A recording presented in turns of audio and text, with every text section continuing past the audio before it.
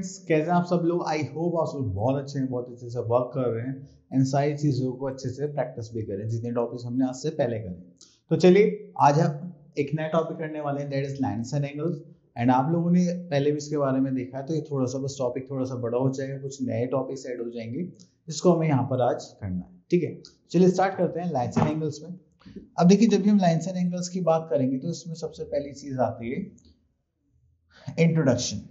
अब introduction, okay, lines and angles being two vital elements of the geometry form that bases all the shapes, structure. One can find them very well around and be corner of a table, the ramp of a building or an arc of a bridge. तो जब भी हम कुछ भी चीज बनाते हैं, ठीक है, बिल्डिंग बनाए या टेबल बनाए, कुछ भी लाइन मतलब कुछ भी ड्रॉ कर रहे हैं, तो उन सब में हमारी क्या होती है, ज्योमेट्री फाइंड आउट होती है। ठीक है, अब जैसे कि हम यहाँ पर थोड़ा सा आगे चलें तो आपने ये टेबल्स, ये हाउस देखा, ठीक है, इस हाउस में हमने देखा कि यहाँ पर घर बना हुआ है, तो यहाँ पे भी लाइन्स एंड एंगल्स लगे हुए हैं। ये टेबल बनाने में भी, एम बनाने में, और ये 3D फिगर बनाने में। ठीक है, तो चलिए इसमें थोड़ा सा और आगे देखते हैं।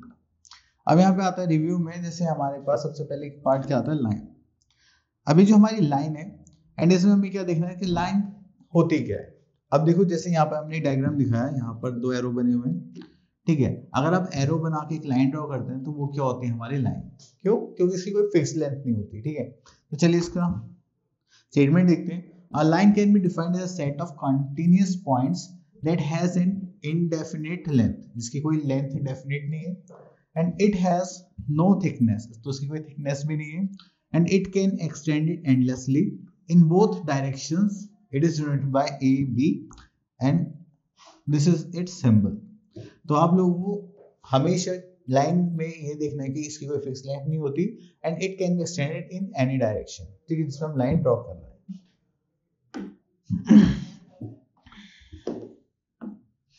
ओके, तो चलिए थोड़ा सा और आगे देखते हैं। अब नेक्स्ट पॉइंट क्या है हमारे पास? Okay, so next we are having ray. अब जब हम रे की बात करते हैं तो इसमें एक पॉइंट क्या रहता है, हमारा स्टार्टिंग पॉइंट फिक्स रहेगा और एंडिंग के लिए हमारे पास कोई भी पॉइंट नहीं होगा। तो चलिए इसको देखते हैं। A ray can be defined as a part of a line that has fix starting point. जैसे हमने यहाँ से देखा तो फिक्स स्टार्टिंग पॉइंट है, बट नो एंड पॉइंट। तो एंड पॉइंट तो देखिए कुछ नहीं, क्योंकि हम इसको जितना चाहें उतना एक्सटेंड कर सकते हैं। एंड उसके लिए हमारे पास क्या होता है, सिंबल होता है, जस्ट लाइक दिस, एरो की तरह। ठीक है, एंड इसको हम क्या बोलते हैं, it can be extended indefinitely in one direction. Clear? चलिए next we are having line segment.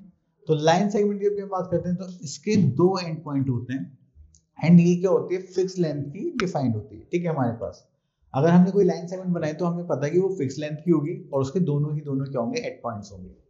Next we are having, इसकी स्टेटमेंट देख लेते हैं। A line segment is a part of line that has 2 and points and a fix length, it can not be extended in any direction. ठीक है, अब हमने यहाँ पे देखा कि हमारे पास क्या है, ए भी है, एंड इसके ऊपर क्या है, एक बार बना लिया हमने। अब यहाँ पर हमें क्या करना है, ऐसे डोनेट करना है। ठीक है, नेक्स्ट पार्ट पर आते हैं, जस्ट लाइक एंगल। अब जब भी हम एंगल की बात करते हैं, okay, now we are having angle. देखिए, जब भी हम एंगल बनाते हैं तो उसमें हमारे पास 2 आर्म्स होना जरूरी है, एंड जब भी 2 आर्म्स एक पॉइंट से ड्रॉ करी जाती है, 2 रेज एक पॉइंट से बनाई जाती है, तो वो एक एंगल फॉर्म करते हैं। जैसे हमने यहाँ पे पॉइंट देखा बी, तो इस पॉइंट से हमारे पास एक ये रे आ गई यहाँ पर, और यहाँ से ही हमारे पास एक दूसरी रे आ गई। तो इन दोनों के बीच में जो एंगल बन रहा है उसको हम बोलते हैं एंगल। ठीक है, तो अब देखिए यहाँ पर हमें क्या करना है, इसका स्टेटमेंट देखते हैं। An angle is formed by 2 rays having common starting initial point. तो यहाँ पे देखिए स्टार्टिंग पॉइंट दोनों का सेम है, and rays form the arms of the angles of the common points is called the vertex. तो ये कॉमन पॉइंट ज्वाइन कर रहे हैं दोनों, देखिए, जिसको हम क्या बोलेंगे, vertex. And angle is measured in degree using a protractor. तो प्रोटेक्टर की हेल्प से हम इसको क्या करते हैं, मेजर करते हैं। चलिए next we are having naming of angle. तो एंगल्स का नेम देना है। तो जब भी हम एंगल्स की नेमिंग की बात करते हैं तो देखिए, या तो हम कहाँ से स्टार्ट करेंगे, ए से स्टार्ट करेंगे, देन बी, देन सी, या फिर हम सी से स्टार्ट करेंगे, देन हम किस पाएंगे, बी पर, देन ए पर। तो अब इसमें क्या है कि जो भी आपका एंगल लेना है वो हमेशा सेंटर में होना चाहिए, ठीक है। तो अगर हम यहाँ से एंगल का नाम ले तो हमने यहाँ से स्टार्ट करा तो ए हो गया एंगल का सिंबल ए बी सी। अगर हम यहाँ से स्टार्ट कर रहे हैं तो यहाँ लिखेंगे एंगल सी बी ए, ठीक है। तो इस टाइप से कि जो एंगल ले रहे हैं वो सेंटर में आना चाहिए। अब उसके बाद आते हैं हमारे पास रिलेटेड एंगल्स। अब देखिए रिलेटेड एंगल्स की क्या स्टोरी है यहाँ पे। रिलेटेड एंगल्स में हम क्या देखेंगे कि हमारे पास जो एंगल है वो सप्लीमेंट्री एंगल है या कॉम्प्लीमेंट्री एंगल। सप्लीमेंट्री एंगल्स कौन से होंगे, कॉम्प्लीमेंट्री एंगल कौन से होंगे वो देखते हैं। अगर देखिए हमने यहाँ पे दो एंगल्स देखे, एंगल कितने का 40 एंड दूसरा एंगल कितने का 50, तो ये दोनों एंगल्स किसके 40-50 के। तो अब यहाँ पर हमें क्या देखना है कि ये जो दोनों एंगल्स का सम हमारा कितना आना चाहिए, 90 डिग्री आना चाहिए। हम देखो 40 + 50 कितना हो रहा है 90, then it's a complementary angle. तो इन दोनों को हम किस में डाल देंगे, कॉम्प्लीमेंट्री एंगल की कैटेगरी में डाल देंगे, ठीक है। चलिए, two angles are known to be complementary angle if their sum of their measures is 90 degree. Each angle is called complement of the other angle. तो एक दूसरे क्या हो गए, कॉम्प्लीमेंट्री एंगल्स हो गए, ठीक है। चलिए इसके बाद आगे चलते हैं। ओके, तो देखिए यहाँ पर है हमारे पास सप्लीमेंट्री एंगल्स। सप्लीमेंट्री एंगल्स कौन से होंगे, देखो कॉम्प्लीमेंट्री में जो दो एंगल्स का सम था that is 90 degree and supplementary angles में जो सम होगा वो कितना होगा 180 डिग्री। तो चलिए यहाँ पे स्टार्ट करते हैं हम। Two angles are known as supplementary angles if the sum of their measures is 180 degree and each angle is called the supplement of the other angle. तो ये हो गया हमारा यहाँ पर केस। चलिए उसके बाद आगे चलते। ओके, तो हमारे पास आगे exercise 5.1।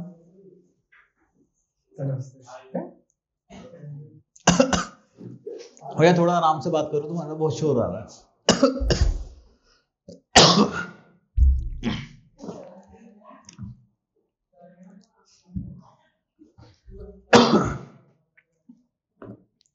Okay, which of the following pair of angles are complementary angle?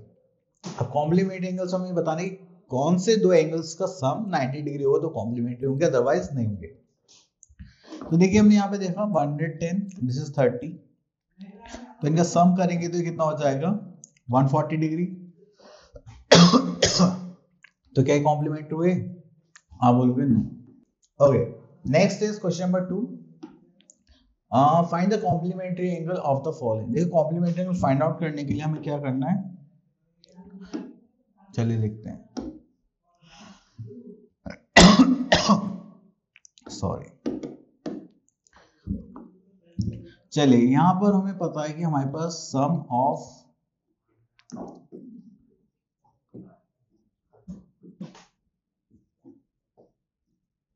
Complementary angles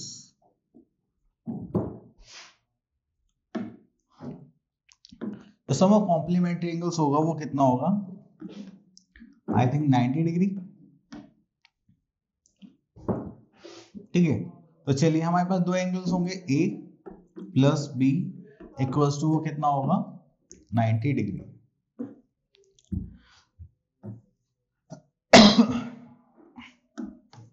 ठीक है, तो हमारे पास एक एंगल कितना हो गया 40 डिग्री प्लस B तो हमें फाइंड आउट करना है तो ये हो जाएगा 90 डिग्री। अगर हम यहाँ पर देखें तो B इक्वल्स टू कितना हो जाएगा 90 डिग्री माइनस 40 डिग्री, तो B इक्वल्स टू हो गया हमारे पास 50 डिग्री। चलिए क्वेश्चन नंबर 3 और 4 आप लोग कर सकते हैं। क्वेश्चन नंबर 5 पर आ जाते हैं। अब क्वेश्चन नंबर 5 में बोला गया which of the following pairs of angles are supplementary.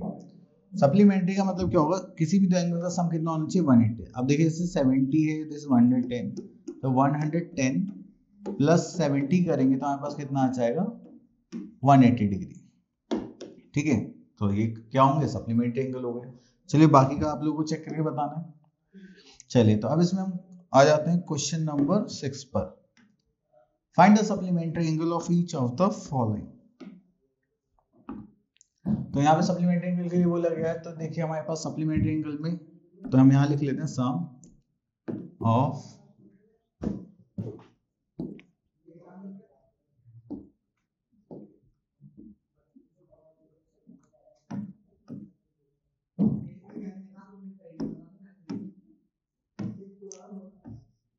Supplementary angles, ठीक है, वो कितना हो जाएगा हमारे पास 180 डिग्री। ठीक है, तो हम यहां से ले लेते हैं सेकेंड पार्ट। अगर देखिए हमारे पास a plus B equal to कितना होना चाहिए, 180 डिग्री होना चाहिए। चलिए, तो हमने यहाँ पे कितना लिया था, दैट इज 95।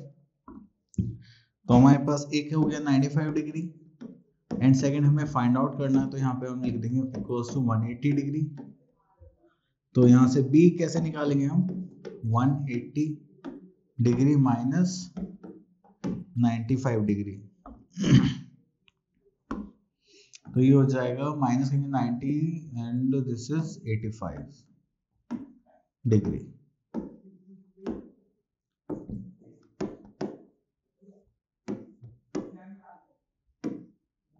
ठीक है, तो ये हो गया हमारा 85 डिग्री। क्लियर?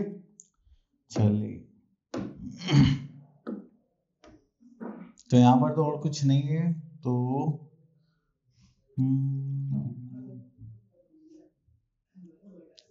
चलिए नेक्स्ट देखें।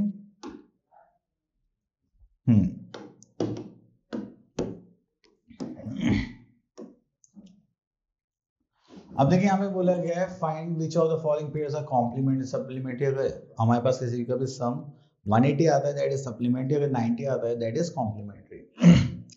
अब देखिए जैसे मैंने इनको ऐड करा था हमारे पास कितना आ गया, दैट इज सप्लीमेंट्री, क्योंकि 180 आ रहा है।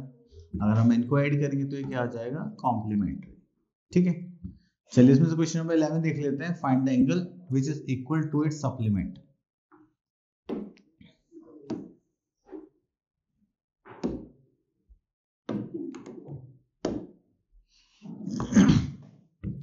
तो अगर हमारे पास टू एंगल्स है, दोनों के सप्लीमेंट है, तो हम यहाँ पे क्या मान लेते हैं, let the angles be X. ठीक है, तो हमें पता है कि अगर हम इन दोनों को ऐड करेंगे एंड ये दोनों क्या है, एक दूसरे के सप्लीमेंट्री है, तो इन दोनों का सम कितना होगा, 180 डिग्री।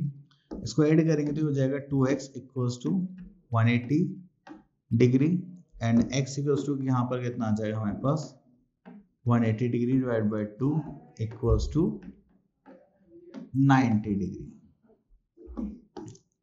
ठीक है, चलिए तो हमारे पास आ गया x equals to 90 degree.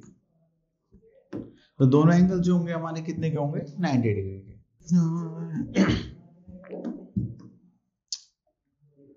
Start हो गया ना।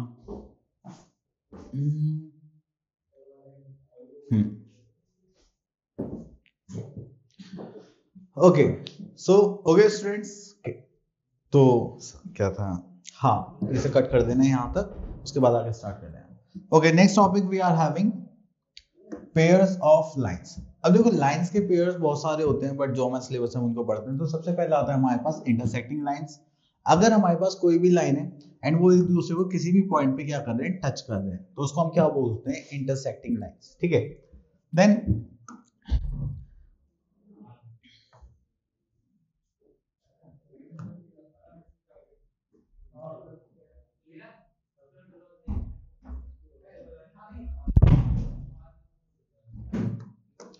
ओके,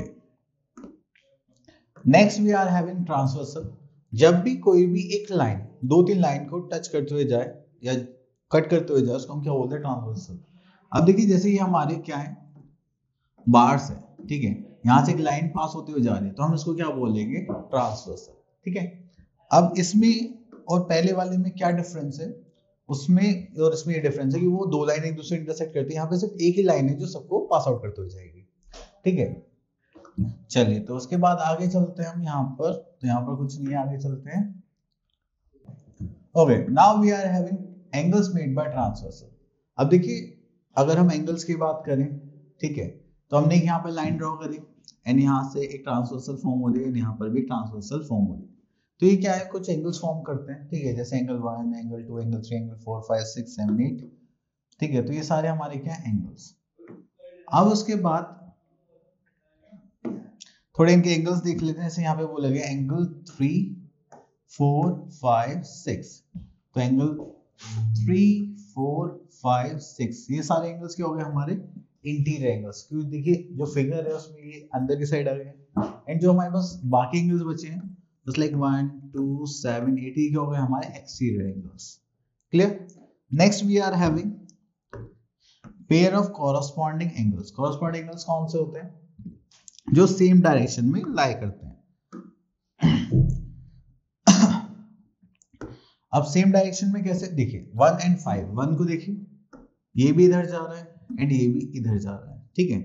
देन 2 and 6 को देखिए ये हमारा सेम डायरेक्शन में जा रहे हैं। अब जैसे 4 है ये यहाँ पर हो गया तो 8 इसके क्या होगा कॉरस्पॉन्डिंग होगा। अगर हम 3 की बात करें तो 7 इसके कॉरस्पॉन्डिंग होंगे, ठीक है। ये कॉरस्पॉन्डिंग एंगल्स क्या होते हैं इक्वल होते हैं, ठीक है। Next we are having alternate interior angle. And जब भी हम ऑल्टरनेट इंटीरियर एंगल की बात करेंगे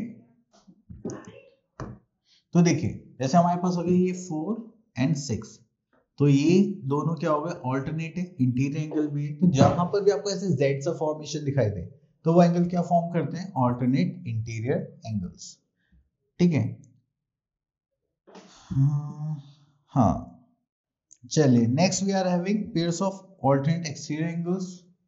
एक्सटीरियर एंगल्स कौन से हो जाएंगे हमारे पास जैसे 1 and 8 2 and 7, तो 4 ऑल्टरनेट इंटीरियर एंगल होगा 6 के एंड 3 ऑल्टरनेट इंटीरियर एंगल होगा 5 के, ठीक है। यहाँ बाय मिस्टेक हो गया, ये 3 होगा 5 के 4 होगा 6 के, ठीक है।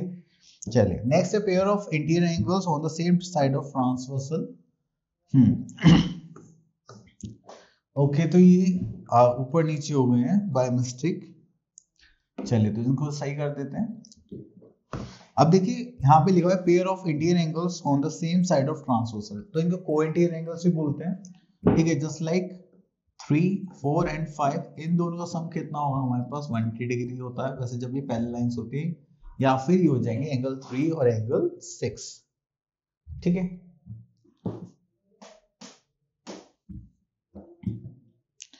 ओके तो यहाँ पर ये हो गया हमारे पास फिनिश। चलिए यहाँ पे आ गए हमारे पास कॉरस्पॉन्डिंग एंगल्स। चलिए तो आगे तो कुछ नहीं है, आई थिंक अब इनके एग्जांपल्स होंगे interior exterior alternate interior angles. Okay same side of transversal हम डिस्कस कर चुके हैं।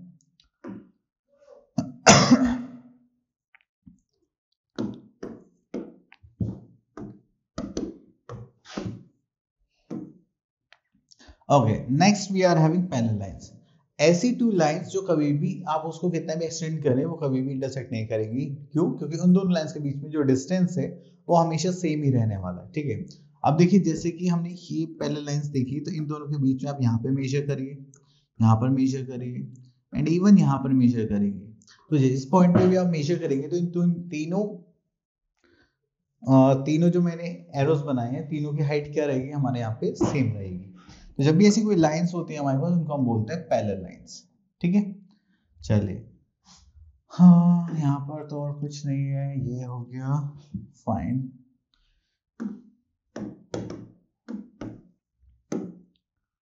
ओके तो यहाँ पर आ गई है एक्सरसाइज 5.2 एंड इसमें देखिए हमारे पास 2 लाइंस हैं जो क्या L M M are parallel lines, ये दो लाइंस पैरेलल हैं and N is a transversal. दो लाइंस को ट्रांसवर्सल के थ्रू क्या करा गया है ज्वाइन करा गया है।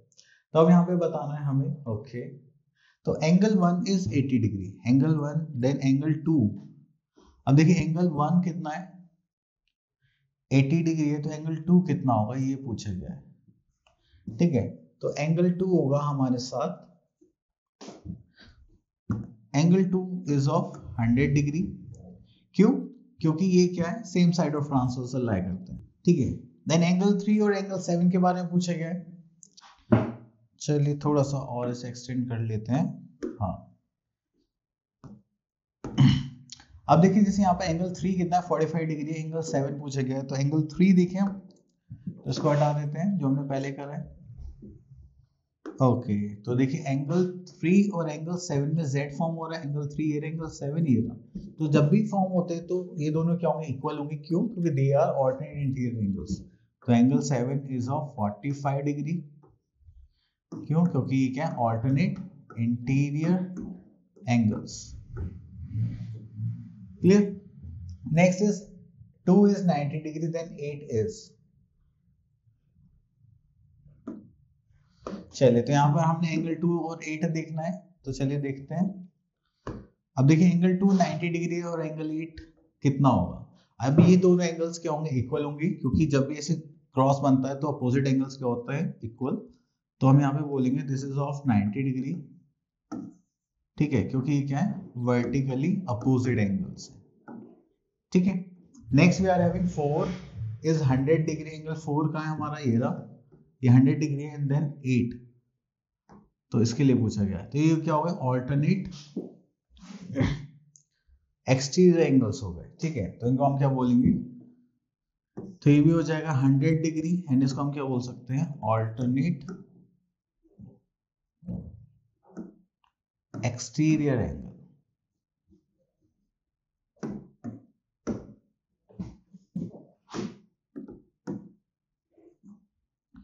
क्लियर। तो ये हो गया हमारे पास ऑल्टरनेट एक्सटीरियर एंगल, ठीक है।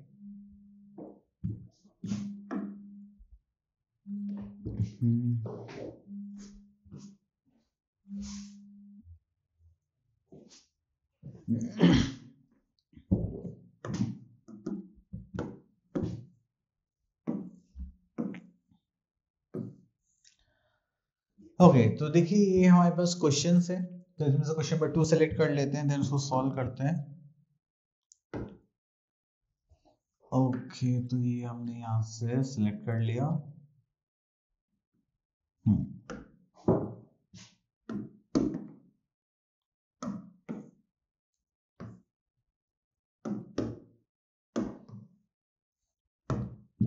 चलिए तो अब हमें क्या निकालना है, angle x y z find out करना है, एंड एल पैरेलल है किसके, बीसी के। ओके तो ये दोनों साइड्स पैरेलल है, तो यहाँ पे लिख लेते हैं हम एल पैरेलल टू बीसी, ठीक है। और हमें फाइंड आउट करना है क्या, दिस। ओके तो हम इसको क्या एज्यूम कर लेते हैं, this is a straight line, तो L is a straight line, ठीक है। देन उसमें हम क्या करेंगे, this is 75 degree plus x degree plus 45 degree, ठीक है, इक्वल्स टू कितना होगा हमारे पास 180 डिग्री, क्योंकि ये क्या बन गया, स्ट्रेट लाइन बन गई, तो स्ट्रेट एंगल कितने का होता है, इतने का ही होता है, ठीक है, 180 डिग्री। तो उसको ऐड करेंगे 70 plus 40, this is 120 plus x equals to 180 degree. तो उसको करेंगे तो x इक्वल्स टू कितना आ जाएगा, 180 माइनस 120, ठीक है, x इक्वल्स टू 60 डिग्री, ठीक है। तो यहाँ से हमारे पास आ गई x की वैल्यू, ठीक है। तो इसको साइड कर लेते हैं। देन उसके बाद अगर आप यहाँ पर देखें तो देखिए ये 75 और ये और z y, तो ये क्या फॉर्म कर रहे हैं, एक z फॉर्म कर रहे हैं। और हमने अभी पढ़ा था भी ऐसे कोई भी z फॉर्म होते हैं तो वो दोनों एंगल्स क्या होते हैं, इक्वल होते हैं। तो हम यहाँ से लिख सकते हैं angle y equals to 75 degree, क्यों, ऑल्टरनेट इंटीरियर एंगल, ठीक है। तो ये हो गए हमारे ऑल्टरनेट इंटीरियर एंगल्स।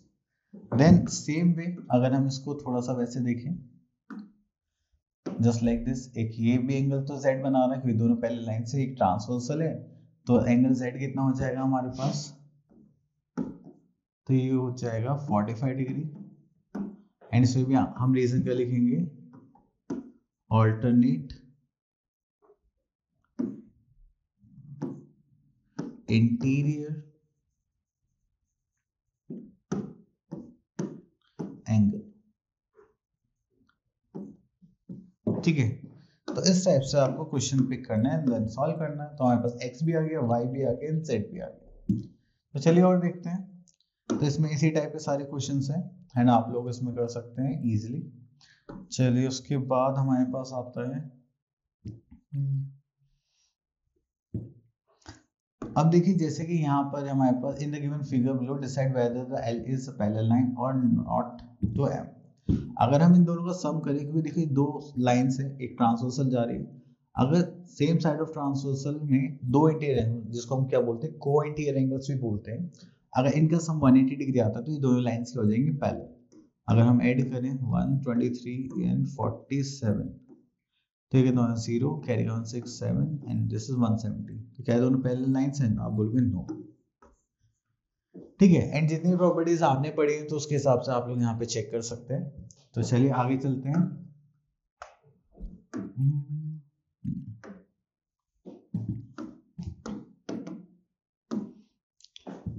ओके, तो आई होप आप लोगों के सारे टॉपिक अच्छे से क्लियर हो गए होंगे एंड आप लोगों को क्या करना है, प्रैक्टिस करनी है।